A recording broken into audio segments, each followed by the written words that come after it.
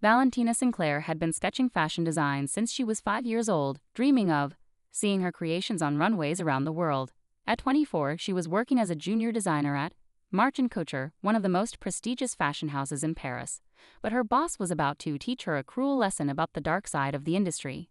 Valentina, these sketches are completely amateur, Isabella Marchand announced, throwing Valentina's latest designs across her marble desk. I don't know why I keep you around. You clearly don't understand high fashion. Isabella was a legendary designer who had built her reputation on elegant, timeless pieces that celebrities fought to wear on red carpets.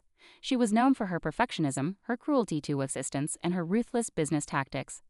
I want you to redo all of these by tomorrow morning, Isabella continued, her voice cold as ice. And this time, try to create something that doesn't look like it came from a discount store. What Valentina didn't know was that Isabella had been secretly photographing her discarded sketches, taking them to her private office, and having her team of technical designers turn them into finished garments. The amateur designs that Isabella criticized were actually being transformed into the signature pieces that would define her next collection. Isabella's new line is absolutely revolutionary, Fashion Week magazine would write just months later. She's completely reinvented her aesthetic with bold new silhouettes and innovative fabric combinations that feel both modern and timeless. But Valentina was becoming suspicious. She had started noticing that Isabella's finished pieces bore striking similarities to her rejected sketches. The color palettes were the same, the cutting techniques were identical, and the overall aesthetic was unmistakably her own. Isabella, this dress looks very similar to one of my designs from last month, Valentina mentioned carefully during a fitting session. Isabella's eyes flashed with anger. Are you suggesting that I stole your ideas? You're a junior designer, Valentina. You don't have ideas worth stealing. Everything you create is derivative of my vision. The gaslighting was deliberate and systematic. Isabella had been making Valentina doubt her own creativity for months, convincing her that her designs were worthless while secretly building her next collection around them. But the real betrayal came when Valentina discovered Isabella's master plan. Hidden in Isabella's office, she found a folder marked Valentina Suppression Protocol, a detailed strategy for destroying her career before she could become a threat. The documents revealed that Isabella had been contacting fashion schools, telling them that Valentina was unreliable and untalented.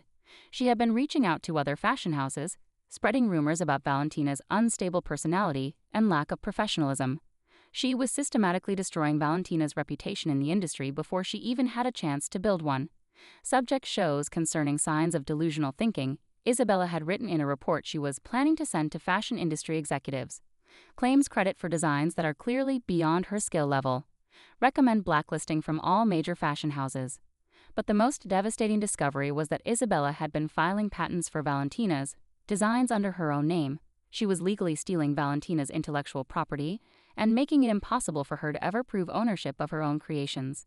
That night, Valentina made a decision that would change the fashion world forever. Instead of confronting Isabella or trying to fight her within the corrupt system, she would build something so powerful that Isabella's stolen empire would crumble under its own weight. She started by reaching out to the underground fashion community, the talented designers who had been rejected by the establishment, the innovative artists who were creating revolutionary work outside the traditional fashion houses, and the models who were tired of being exploited by the industry elite. Valentina, I've been following your work through mutual friends, wrote Marcus Chen, a avant-garde designer who had been blacklisted by major fashion houses for refusing to compromise his artistic vision. If you're serious about starting a revolution, I want to be part of it.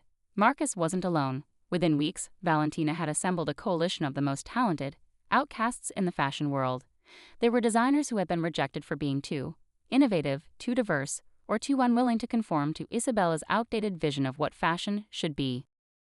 This is our moment, Valentina told her growing team of rebel designers. While they're busy protecting their outdated empires, we're going to build something that will make them all obsolete. But Valentina's real secret weapon was her understanding of social media and direct-to-consumer marketing. While Isabella was still relying on traditional fashion magazines and exclusive runway shows, Valentina was building a global audience of young fashion enthusiasts who were hungry for something new. She launched Sinclair Studios with a guerrilla fashion show in an abandoned warehouse, streamed live on social media platforms that Isabella didn't even know existed. The show featured diverse models wearing Valentina's revolutionary designs, pieces that were both accessible and avant-garde, combining high fashion aesthetics with practical wearability. This is the future of fashion, wrote influential fashion blogger Sofia Rodriguez. Valentina Sinclair isn't just creating clothes, she's creating a movement that will democratize high fashion and make it accessible to everyone. The response was immediate and overwhelming.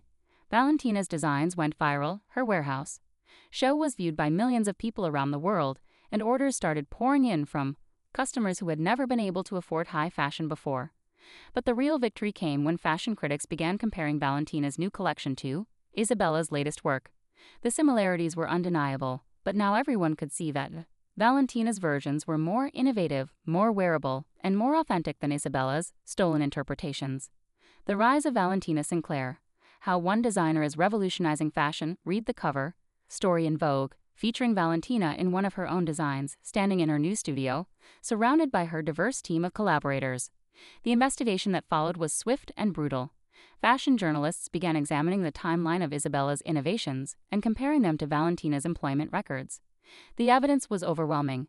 Isabella had been stealing designs for years, not just from Valentina, but from dozens of other junior designers who had been too intimidated to speak out. Fashion's biggest scandal. Isabella Marchand exposed for systematic design theft. Read the headline in Women's Wear Daily. The article detailed how Isabella had built her entire recent career on stolen designs and had been systematically destroying the careers of talented young designers to cover up her theft. The legal consequences were devastating.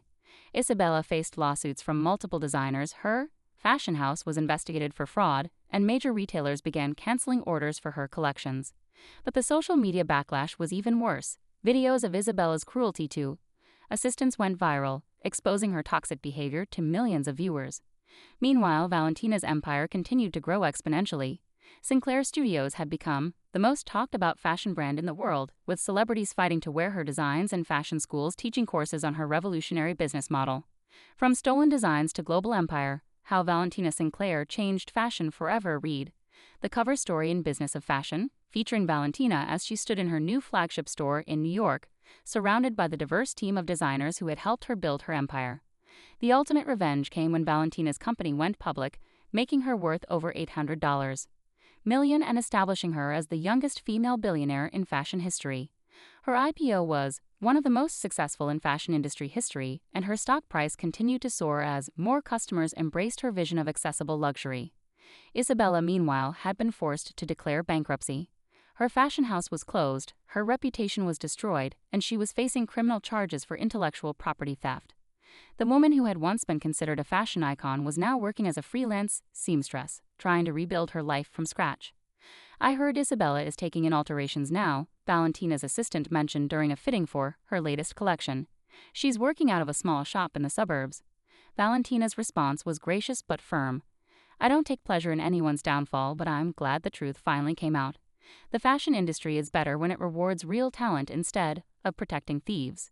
But Valentina's greatest achievement wasn't her wealth. It was the transformation she had brought to the fashion industry. Her success had inspired a new generation of designers to start their own brands. Her business model had made high fashion accessible to millions of people, and her foundation provided scholarships and mentorship for aspiring designers from underrepresented communities. Fashion should be about creativity, not cruelty, Valentina said during her keynote speech at Fashion Week. When someone tries to steal your vision, don't let them dim your light. Use that experience to build something brighter than they could ever imagine. The most satisfying moment came when Valentina opened her flagship store in the exact location where Isabella's original boutique had been. The space had been transformed into a celebration of inclusive fashion, but the message was clear: innovation and authenticity had triumphed over theft and elitism. My grandmother always told me that true style comes from confidence, not from copying others, Valentina said during the store's grand opening. Isabella stole my designs, but she could never steal my vision. That's why she failed, and that's why I succeeded. Years later, when fashion students studied the history of modern fashion, they would learn about the Sinclair Revolution, how one woman's refusal to accept theft had transformed an entire industry and created a new standard for ethical business practices. They thought they could steal my creativity and leave me with nothing, Valentina would tell her students at the Sinclair Institute of Fashion. Instead, they motivated me to share that creativity with the world in a way that could never be stolen again. Sometimes the most beautiful revenge is simply becoming so successful that your enemies become footnotes in your success. Story. Isabella had thought she was dealing with a naive junior designer who would quietly accept her theft. Instead, she had created her own worst nightmare. a visionary artist with unlimited resources, global influence, and the power to redefine an entire industry. The woman who had once been told her designs were worthless now owned the most influential fashion empire in the world. The designer who had been called talentless had become the most celebrated creative force in modern fashion. Valentina Sinclair had proven that sometimes the most stylish revenge is simply becoming so successful that your enemies are left wearing the shame of their own betrayal.